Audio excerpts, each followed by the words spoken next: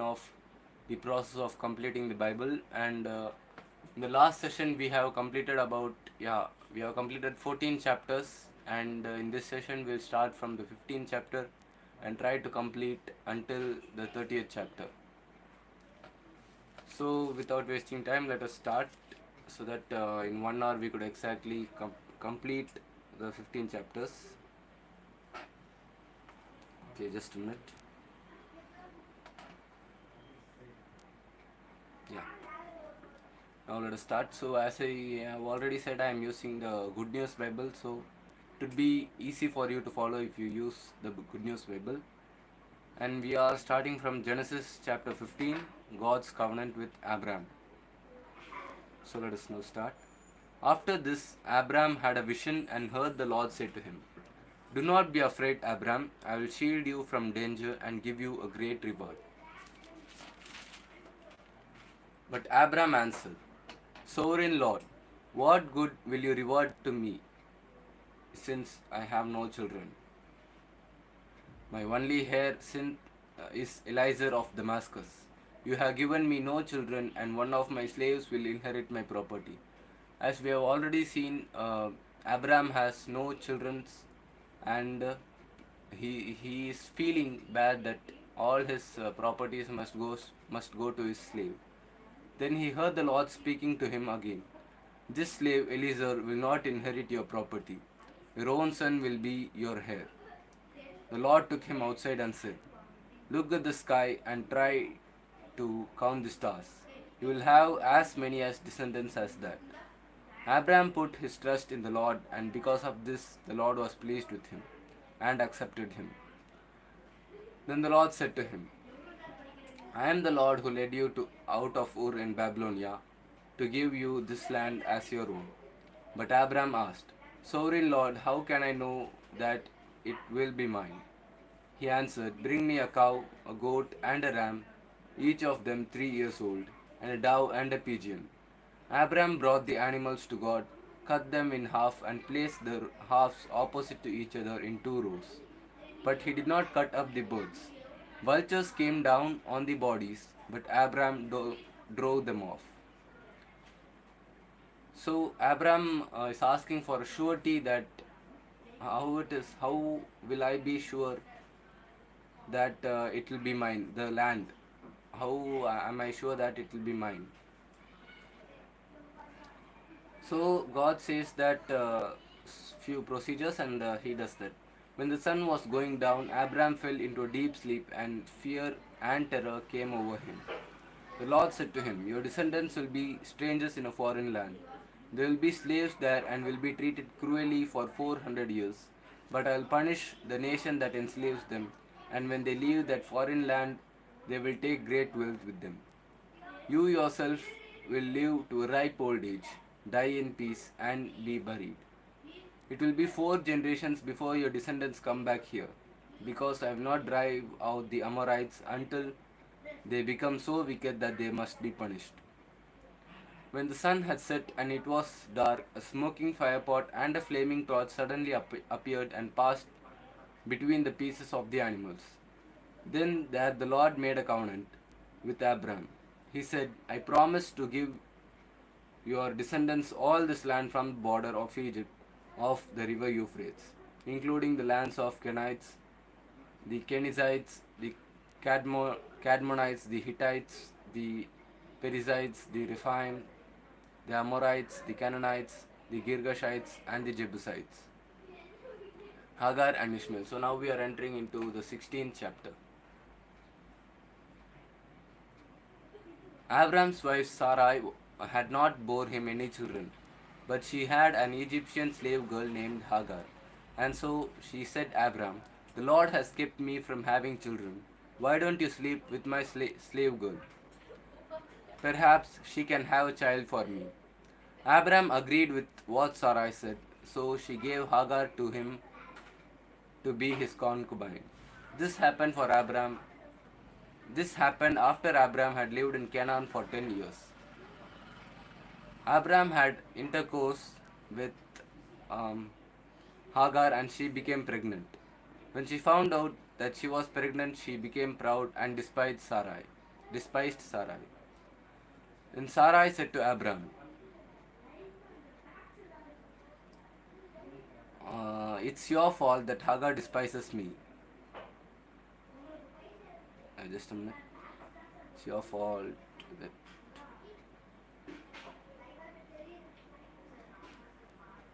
When she found out that she was pregnant, she became proud and despised Sarai. Then Sarai said to Abram, it's your fault that Hagar despises me. I myself gave her to you, and ever since she found out that she was pregnant, she has despised me. May the Lord judge which one of us is right, you or me. Yeah, I'm sure I'll back up this video because it won't take place like the last time, because last time we lost a video, full 1 hour live video. Abraham said, very well, she is your slave and under your control. Do whatever you want with her. Then Sarai treated Hagar so cruelly that she ran away. So obviously, so you're Nishant. Okay. I just couldn't recognize. It was MK shots.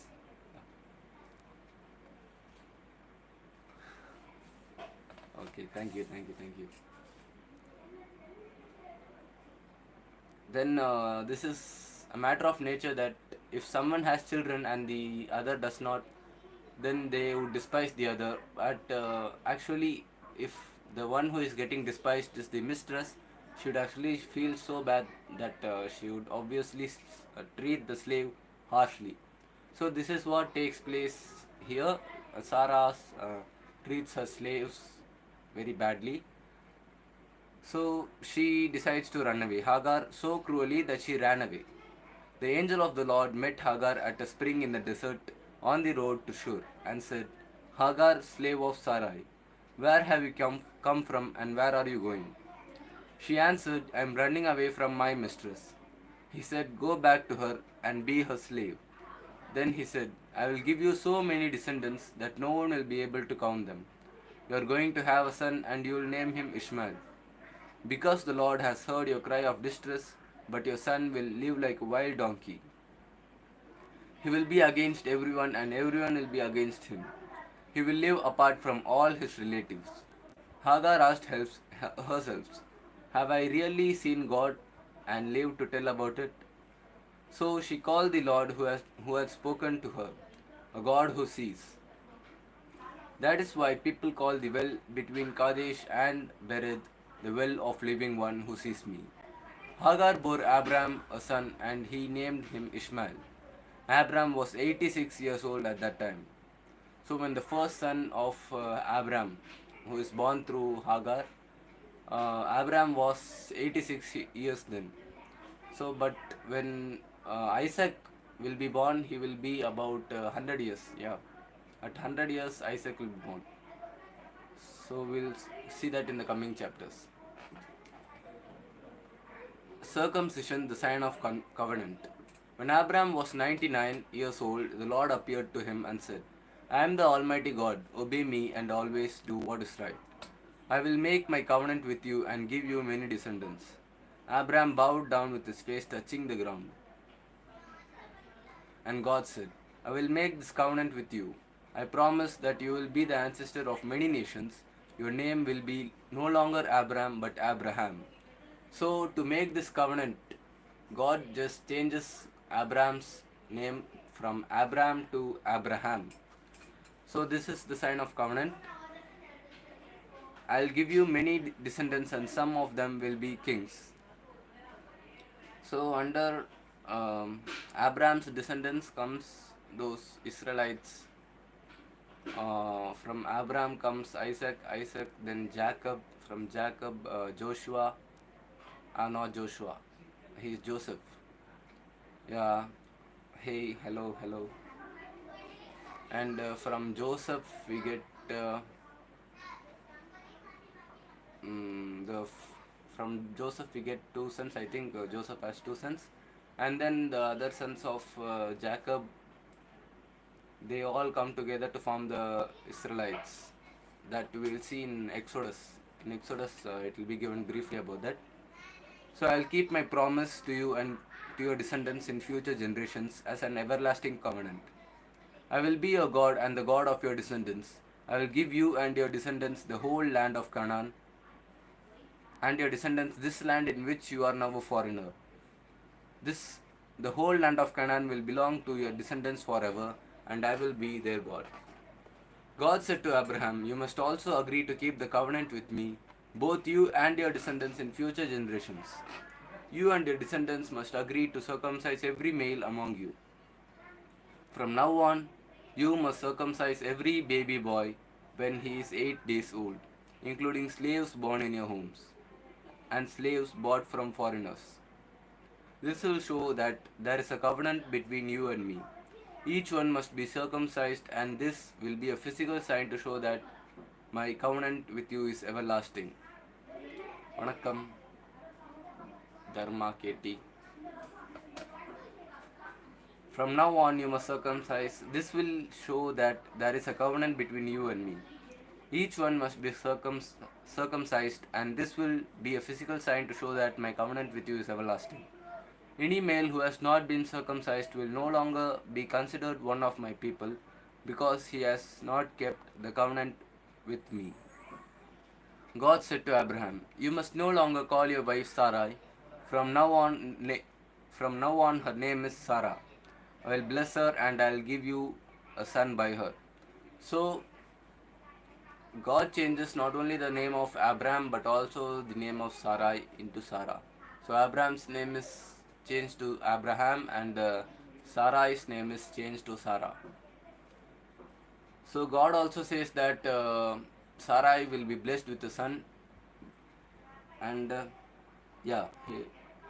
she will bear a son from Abraham, and I will bless her, and she will become the mother of nations, and there will be kings among her descendants. Abraham bowed down with her face touching the ground, but he began to laugh when he thought, can a man have a child when he is 100 years old? Can Sarah have a child at 90? He asked God, why not let Ishmael be my heir? But God said, no, your wife Sarah will bear a son. Oh, Ramesh Kumar. Yeah, thank you. Can a man have a child when he is 100 years old? Can Sarah have a child at 90? He asked God, why not Ishmael be my heir? But God said, no, your wife Sarah will bear you a son, and you will name him Isaac. I will keep my covenant with him and with his descendants forever. It is an everlasting covenant. I have heard your request about Ishmael. So I will bless him and give him many children and many descendants. He will be the father of 12 princes. Yeah, those 12 tribes. It will come in the chapter of Exodus. In that chapter, it will be given. It will be given more focusfully, because the contents will be more clear, and here it is not given deep about the 12 princes. So then in Exodus we will be knowing more about that.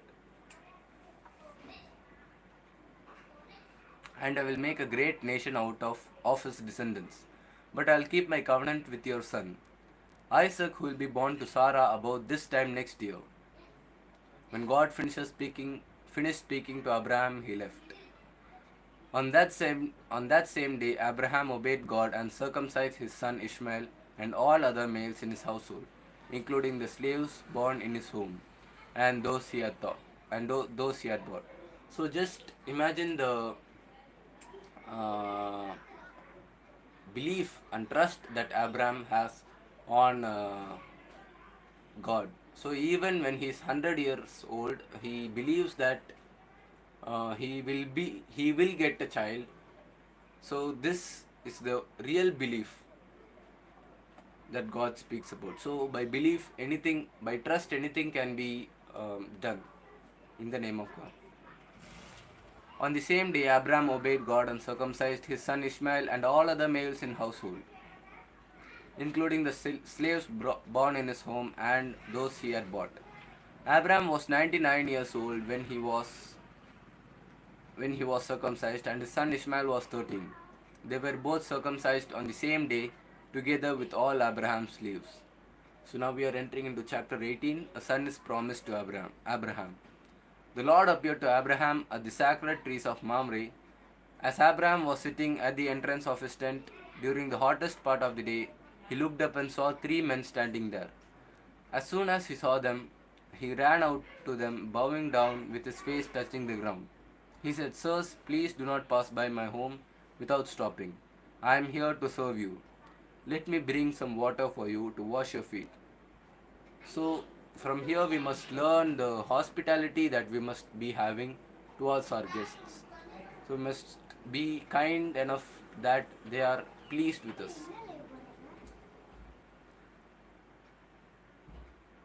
Sirs, please do not pass by my home without stopping. I am here to serve you. Let me bring some water. Hi everyone. Let me bring some water for you to wash your feet. You can rest here beneath this tree. I will also bring a bit of food. It will give you strength to continue your journey. You have honored me by coming to my home, so let me serve you. So, Abraham feels that guest coming to his home is a honor. So, we must also learn the hospitality that he is having. They replied, "Thank you, we accept."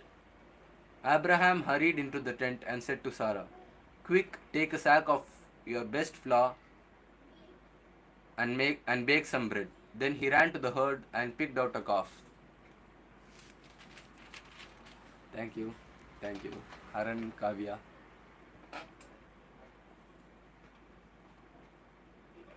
So that was tender and fat, and gave it to a servant, who hurried to get it ready. He took some cream, some milk. Oh, Haran, okay. He took some cream, some milk, and the meat, and set the food before the men. There, under the tree, he served them himself, and they ate. Then they asked him, "Where is your wife Sarah?" "She is in the tent," he answered. One of them said, "9 months from now I'll come back and your wife will have a son." Sarah was behind him at the door of the tent, listening. Abram and Sarah were very old, and Sarah had stopped having her monthly periods. So Sarah even had stopped having her monthly periods. So she has crossed the menopause, and God even then promises that they will have the son. So let us see how it happens. So Sarah laughed to herself and said, "Now that I am old and worn out, can I still enjoy sex? And besides, my husband is too old." Then the Lord asked to Abraham, "Why did Sarah laugh and say, 'Can I really have a child when I am so old?' Is anything too hard for the Lord? As I said, 9 months from now I'll return and Sarah will have a son." Because Sarah was afraid, she denied it. "I didn't laugh," she said. "Yes, you did," he replied. "You laughed." Abraham pleads for Sodom. Then the men left and went to a place where they could look down at Sodom, and Abraham went with them to send them on their way. And the Lord said to himself, "I will not hide from Abraham what I am going to do. His descendants will become a great and mighty nation, and through him I will bless all the nations. I have chosen him in order that he may command his sons and his descendants to obey me and do what is right and just. If they do, I will do everything for him that I have promised." Then the Lord said to Abraham, "There are terrible accusations against Sodom and Gomorrah, and their sin is very great. I must go down to find out whether or not the accusation which I have heard are true." Then the two men left and went towards Sodom. But the Lord remained with Abraham. Abraham approached the Lord and asked, "Are you really going to destroy the innocent with the guilty? If there are 50 innocent people in city, will you destroy the whole city? Won't you spare it in order to save the 50? Surely you won't kill the innocent with the guilty. That's impossible. You can't do that. If you did, the innocent will be punished along with the guilty. That is impossible. The judge of all the earth has to act justly." So Abraham now argues or bargains for saving Sodom. So as his nephew Lot lives in Sodom, and also he is concerned about the innocent people, he asks God, if there are 50 innocent people, can you please save that city of Sodom? So the Lord answered, if I find 50 innocent people in Sodom, I'll spare the whole city for their sake. Abraham spoke again. Please forgive my boldness in continuing to speak to you, Lord. Lord, I am only a man and have no right to say anything. But perhaps there will be only 45 innocent people instead of 50. Will you destroy the whole city because there are 5 too few? The Lord answered, I will not destroy the city if I find 45 innocent people. Abraham spoke again. Perhaps there will be only 40. He replied, I will not destroy if there are 40. Abraham said, please don't be angry, Lord, but I must speak again. What is there? What if there are only 30? He said, I will not do it if I find 30. Abraham said, please forgive my boldness in continuing to speak to you. Suppose that only 20 are found. He said, I will not destroy the city if I find 20. Abraham said, please don't be angry, Lord, and I'll speak just once more. What if I find 10? What if only 10 are found? He said, I will not destroy it if there are 10. After he had finished speaking with Abraham, the Lord went away and Abraham returned home.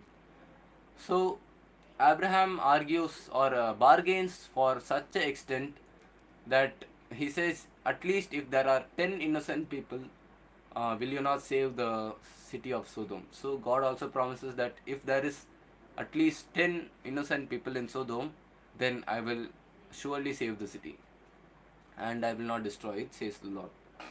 The sinfulness of Sodom. When the two angels came to Sodom that evening, Lot was sitting at the city gate. As soon as he saw them, he got up and went to meet them. He bowed down before them and said, Sirs, I am here to serve you. Please come to my house. You can wash your feet and stay the night. In the morning you can get up early and go on your way. But they answered, No, we will spend the night here in the city square. He kept on urging them, and finally they went with him to his house. Lot ordered his servants to bake some bread and perhaps a fine meal for the guests. When it was ready, they ate it. Before the guests went to bed, the men of Sodom surrounded the house. All the men of the city. So here again we must learn hospitality from Lot, the way he deals with the guests. So before the guests went to bed, the men of Sodom surrounded the house. All the men of the city, both young and old, were there. They called out to Lot and asked, Where are the men who came to stay with you tonight? Bring them out to us. The men of Sodom wanted to have sex with them. So just think what disgusting people they are. So this is why God chooses to destroy the city of Sodom, because the behavior of the people in the city of Sodom is not good. And he also says that he can't even find at least even 10 innocent people in the city of Sodom. So Lot went outside and closed the door behind him. He said to them, Friends, so even when the people are speaking like this, Lot says the word friends. So we obviously won't do like that, but he's having that patience and he's handling the situation so calmly. So friends, I beg you, don't do such a wicked thing. Look, I have two daughters who are still virgins. Let me bring them out to you and you can do whatever you want with them. But don't do anything to these men. They are guests in my house and I must protect them. But they said, Get out of our way, you foreigner. Who are you to tell us what to do? Out of our way, or we will tear you worse than them. They pushed the door, but the two men inside reached out, pulled Lot back into the house, and shut the door. Then they struck all the men outside with blindness, so that they couldn't find the door. Lot leaves Sodom. So now we are in the 19th chapter, verse 12. The two men said to Lot, "If you have anyone else, your sons, daughters, son-in-laws, or any other relatives living in the city, get them out of here, because we are going to destroy this place. The Lord has heard the terrible accusations against these people and has sent us to destroy Sodom." So now this is the situation when God decides to destroy Sodom. So God has decided to destroy Sodom due to the sinfulness of the people, and the angels also asked the family of Lot to leave Sodom because the city is going to be destroyed, and he doesn't want Lot to be destroyed along with the city. Then Lot went to the men, and his daughters were going to marry. And Lot went to the men that his daughters were going to marry, and said, "Hurry up and get out of here. The Lord is going to destroy this place." But they thought he was joking. At dawn, the angels tried to make Lot hurry. "Quick," they said, "take your wife and your two daughters and get out so that you will not lose your lives when the city is destroyed." Lot hesitated. The Lord, however, had pity on him. So the men took him, his wife, and his two daughters by the hand and led them out of the city. Then one of the angels said, "Run for your lives. Don't look back and don't stop in the valley. Run to the hills so that you won't be killed." Lot answered, "No, please don't make us do that, sir. You have done me a great favor and saved my life, but the hills are too far away. The disaster will overtake me and I will die before I get there. Do you see that little town? It is near enough. Let me go there. You can see it, just a small place, and I'll be safe." He answered, "All right, I agree. I won't destroy that town. Hurry, run. I can't do anything until you get there." Because Lot called it small, the town was named Zoar. So now we are coming to the 23rd verse of the 19th chapter. Just a minute.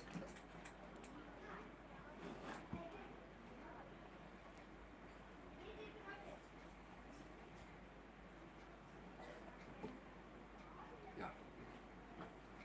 So now coming to the 23rd verse, the destruction of Sodom and Gomorrah. The sun was rising when Lot reached Zoar.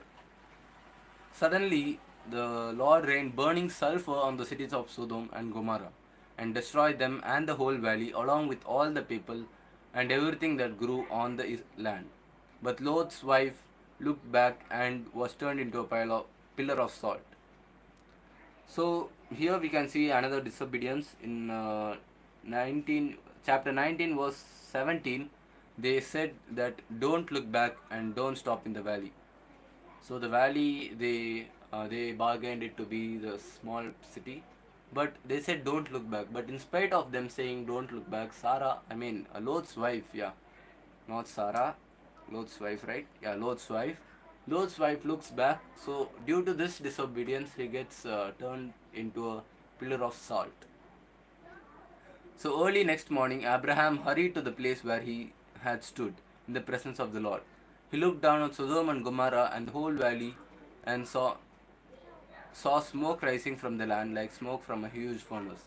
But when God destroyed the cities of the valley where Lot was living, he kept Abraham in mind and allowed Lot to escape safely.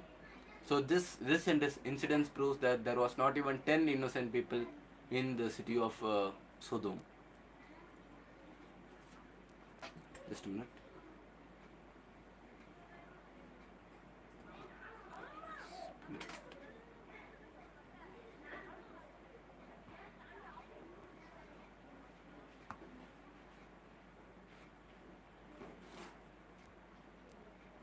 Yeah.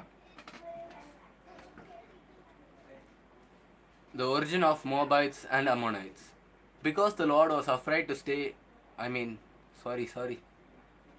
extremely sorry. Because Lot was afraid to stay in Zoar, he and his two daughters moved up into the hills and lived in a cave. The elder daughter said to her sister, "Our father is getting old, and there are no men in the whole world to marry us, so that we can have children. Come on, let's make our father drunk so that we can sleep with him and have children by him." That night they gave him wine to drink, and the elder daughter had intercourse with him. But he was so drunk that he didn't know it. The next day, the elder daughter said to her sister, I slept with him last night. Now let's make him drunk again tonight, and you sleep with him. Then each of us, will have a child by our father. So that night they made him drunk, and the younger daughter had intercourse with him. Again he was so drunk that he didn't know it. In this way, both of Lot's daughters became pregnant by their own father. The elder daughter had a son whom she named Moab. He was the ancestor of the present day Moabites.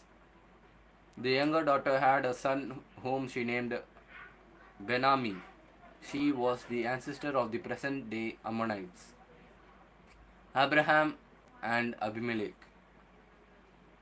Abraham moved from Mamre to the southern part of Canaan and lived between Kadesh and Shur. Later, that his wife Sarah was his. Later, while he was living in Gerar, he said that his wife Sarah was his sister. So King Abimelech of Gerar had Sarah brought to him. One night, God appeared to him in a dream and said, "You are going to die because you have taken this woman. She is already married." But Abimelech had not come near her, and he said, "Lord, I am innocent. Would you destroy me and my people?" Abraham himself said that she was his sister, and she said the same thing. "I did this with a clear conscience, and I have done no wrong."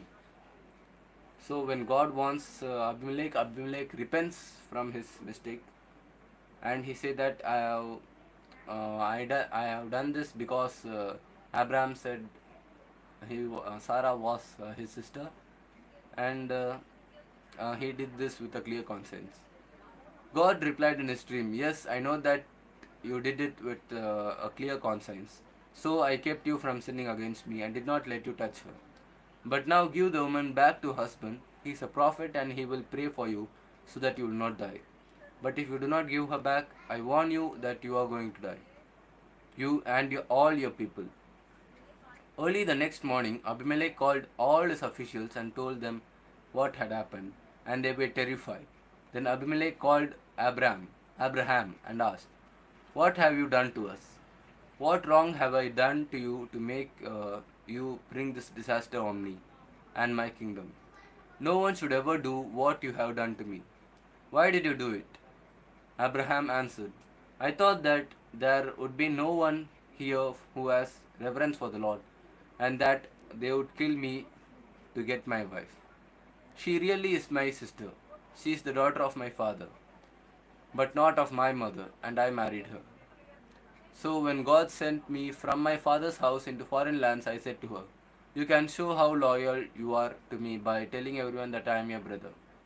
Then Abimelech gave Sarah back to Abraham, and at the same time he gave him sheep, cattle, and slaves. He said to Abraham, 'Here is my whole land. Live anywhere you like.' He said to Sarah, 'I am giving your brother 1,000 pieces of silver as a proof to all who are with you that you are innocent. Everyone will know that you have done no wrong.' Because of what had happened to Sarah, Abraham's wife, the Lord had made it impossible for any woman in Abimelech's place to have children. So Abraham prayed for Abimelech, and God healed him, and he healed his wife and his slave girls, so that they could have children. Next, we are entering into chapter 21, the birth of Isaac. So the Lord blessed Sarah. Just a minute.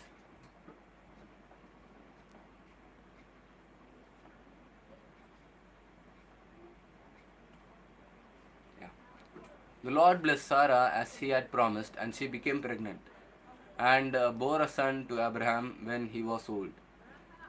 The boy was born at the time God had said, and he would be born.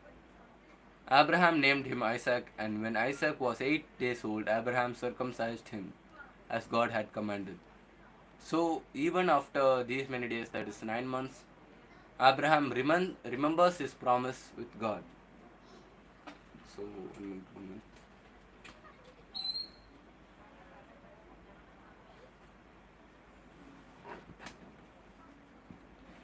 These glitches are taking place. Just a minute.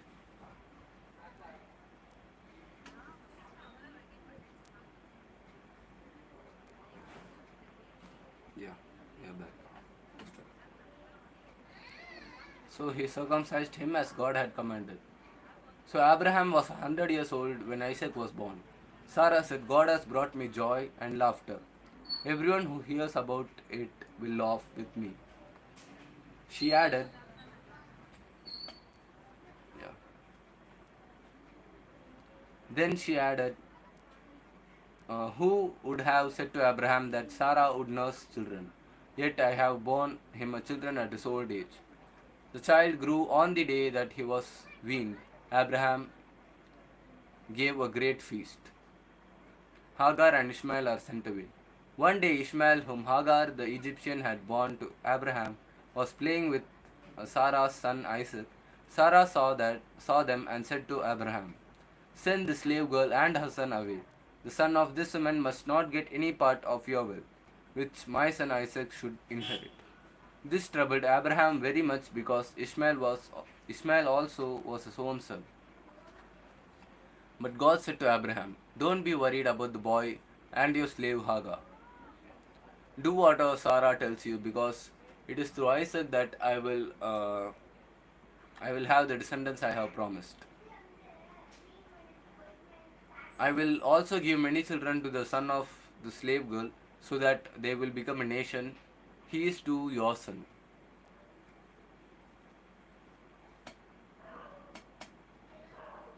Yeah. Early the next morning, Abraham gave Hagar some food and a leather bag full of water. He put the child on her back and sent her away. She left and wandered about in the wilderness and of Beersheba. When the water was all gone, she left the child under a bush and sat down about 100 meters away. Just think how hard it would have been, how such a hard situation for Hagar, because leaving the child, a young child, near a bush and going far, because she can't bear to see the child die. Such a worse situation it is. She said to herself, I can't bear to see my child die. While she was sitting there, she began to cry. God heard the boy crying, and from the heaven, the angel of God spoke to Hagar.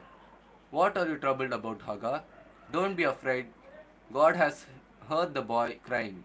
Get up and go and pick him and comfort him. I will make a great nation out of his descendants.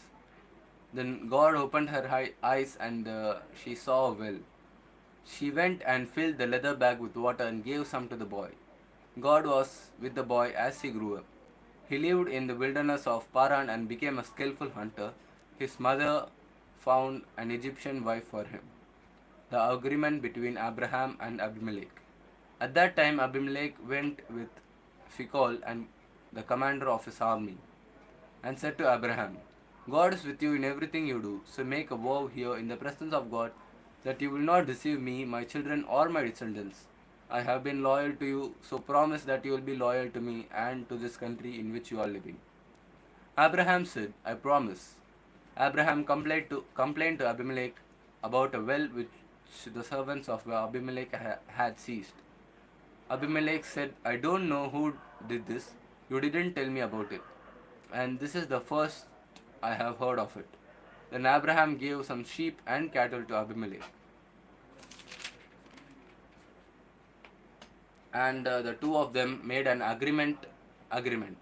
Abraham separated the 7 lambs from his flock, and Abimelech asked him, why did you do that?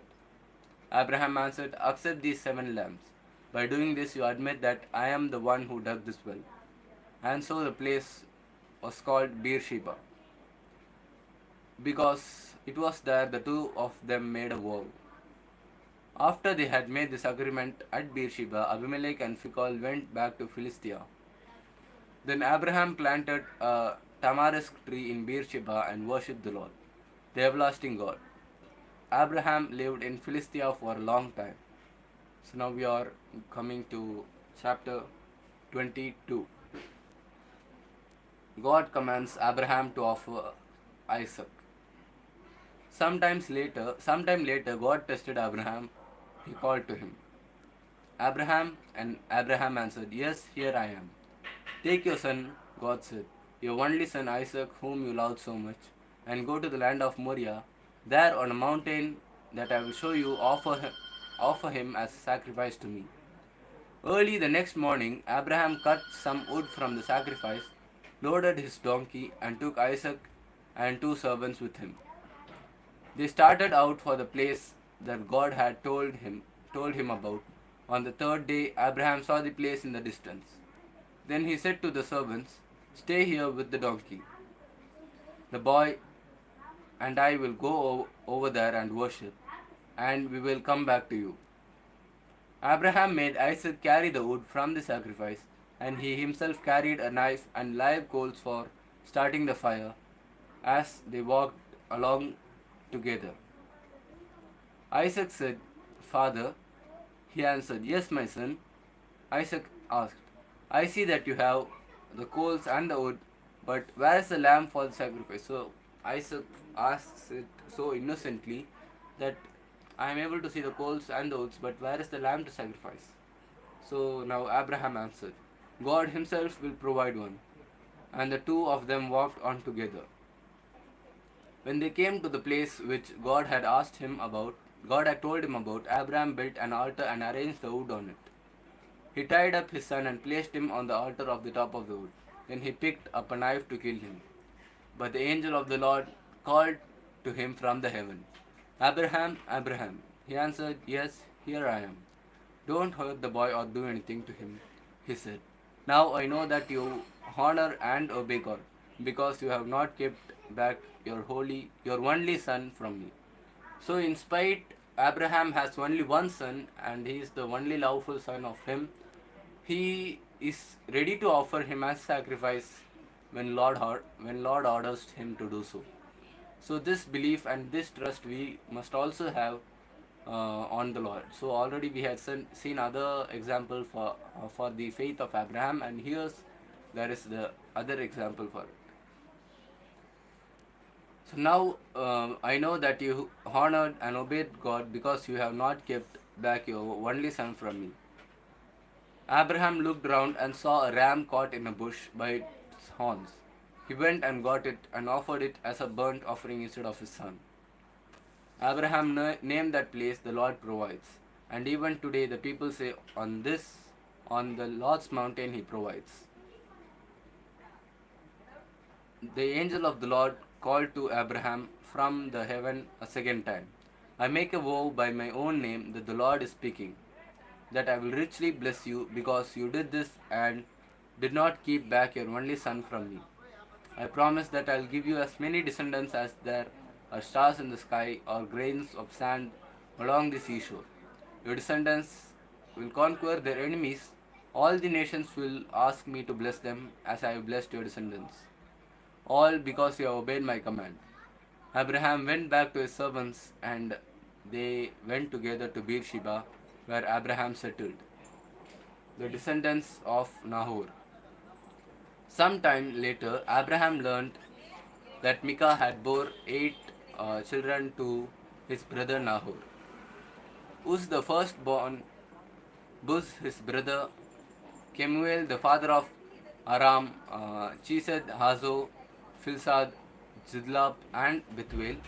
Rebekah's father Milcah bore these 8 sons to Nahor, Abraham's brother. Reumah, Nahor's concubine, bore Teba, Gaham, Tahash, and Maacah. So now we are entering into the 23rd chapter. Sarah dies and Abraham buys a burial ground. Sarah lived to be 127 years old. She died in Hebron in the land of Canaan, and Abraham mourned her death.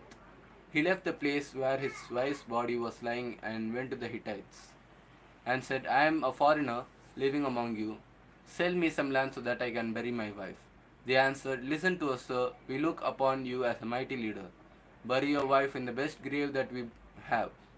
Any of us would be glad to give you a grave so that you can bury her." Then Abraham bowed before them and said, "If you are willing to let me bury my wife here, please ask Ephron's son of Zoar to sell me Machpelah cave, which is near the edge of his field. Ask him to sell it to me for its full price here in your presence so that I can own it as a burial ground." Ephron himself was sitting with the other Hittites at the meeting place at the city gate. He answered in the hearing of everyone there, "Listen, sir, I will give you the whole field and the cave that is in it. Here, in the presence of my own people, I will give it to you so that you can bury your wife." But Abraham bowed before the Hittites and said to Ephron, so that everyone could hear, "May I ask you, please, to listen? I will buy the whole field, accept my payment, and I will bury my wife there." Ephron answered, "So, land worth only 400 pieces of silver. But what is that between us? Bury a wife in it." Abraham agreed and weighed out the amount that Ephron had mentioned in the hearing of the people, 400 pieces of silver according to standard weights used by the merchants. That is how the property which had belonged to Ephron at Machpelah, east of Mamre, became Abraham's. It included the field, the cave which was in it, and all the trees in the fields up to the edge of the property. It was recognized as Abraham's property by all the Hittites who were at the meeting. Then Abraham buried his wife Sarah in the cave in the land of Canaan. So the field which had belonged to the Hittites and the cave in it became the property of Abraham for a burial ground. A wife for Isaac. Chapter number 24. So Abraham was now very old, and the Lord had blessed him in everything he did. He said to his oldest servant, who was in charge of all that he had, "Place your hands between my thighs and make a vow that I want you to make a vow in the name of the Lord, the God of heaven and earth, that you will not choose a wife for my son from the people here in Canaan. You must go back to the country where I was born and get a wife for my son Isaac from among my relatives." But the servant asked, "What if the girl will not leave home to come with me to this land? Shall I send your son back to the land you came from?" Abraham answered, "Make sure that you don't send my son back there.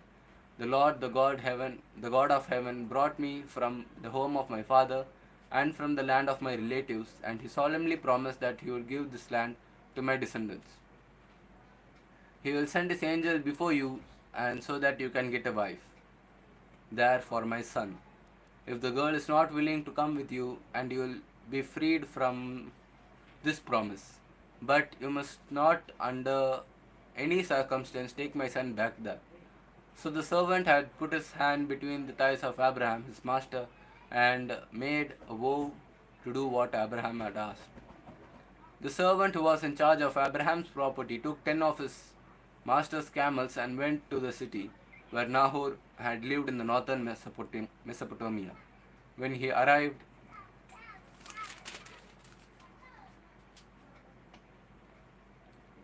he made the camels kneel down at the well outside the city. It was late afternoon, the time when the woman came out. Just a minute. When he arrived, he made the camels kneel down at the well outside the city. It was late afternoon, the time when woman came out to get water. He prayed, "Lord, God of my master Abraham, give me success today and keep your promise to my master.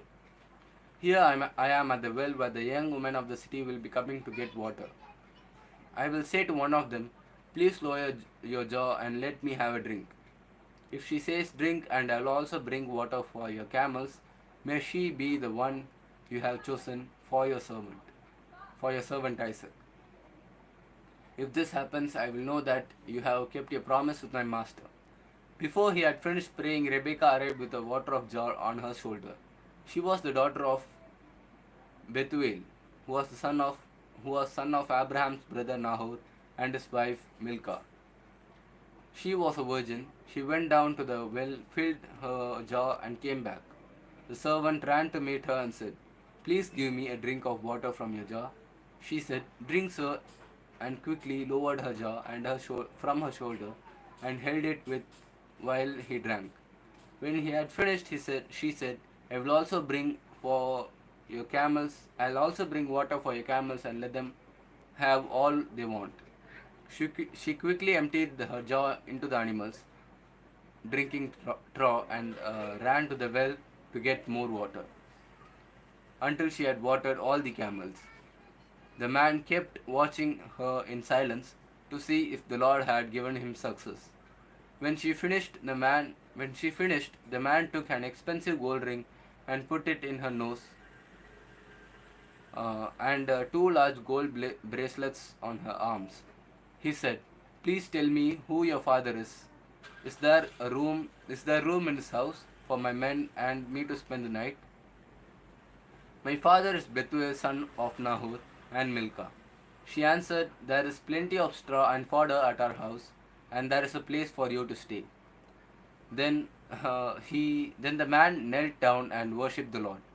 He said, "Praise the Lord, the God of my master Abraham, who has faithfully kept his promise to my master." The Lord had led me straight to my master's relatives.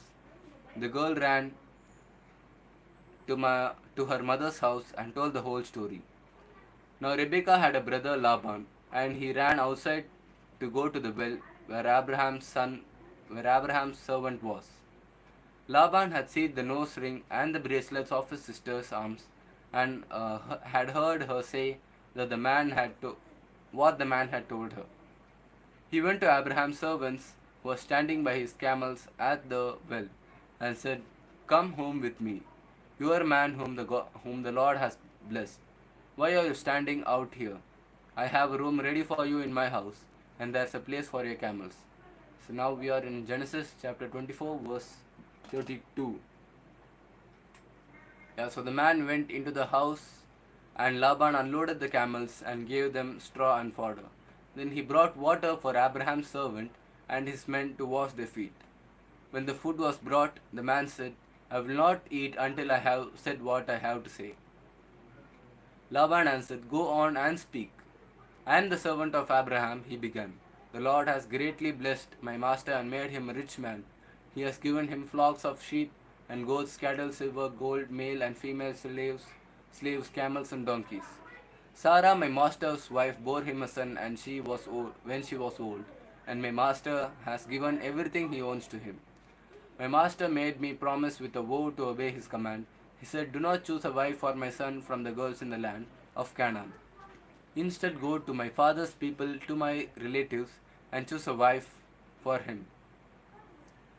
And I asked my master, 'What if the girl will not come with me?' He answered, 'The Lord, whom I have always obeyed, will send his angel with you and give you success.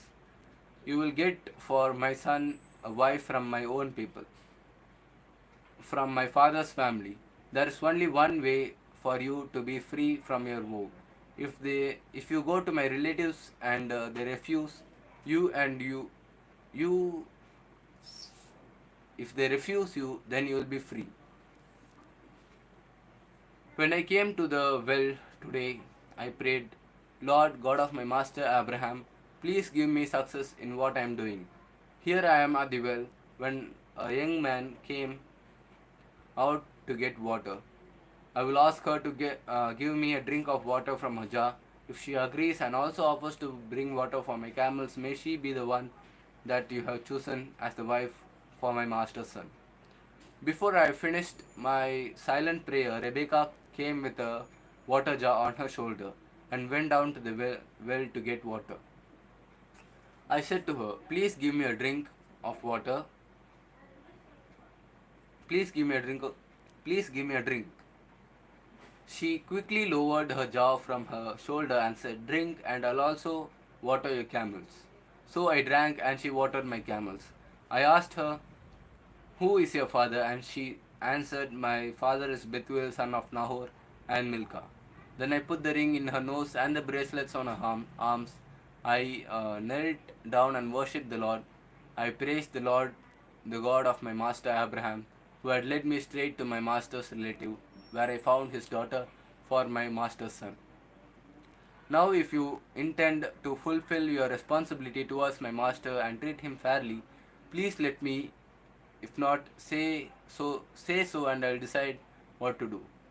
Laban and Bethuel said, "Since this matter comes from the Lord, it is not for us to make a decision. Here is Rebekah, take her and go." Let her become the wife of your master's son, as the Lord himself had said. When a servant of Abraham When the servant of Abraham heard this, he bowed down and worshipped the Lord.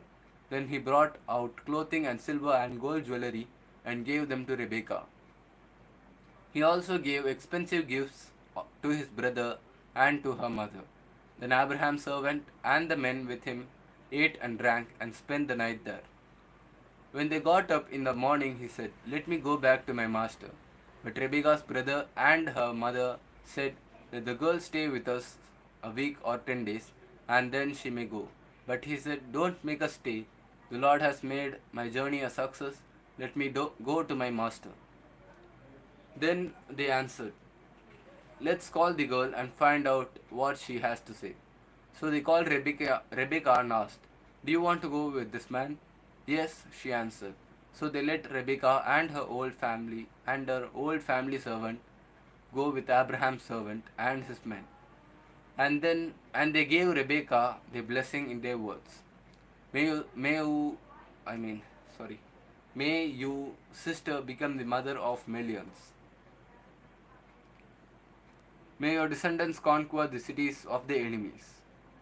Then Rebekah and her young women got ready and mounted the camels to go with Abraham's servants, and they all started out.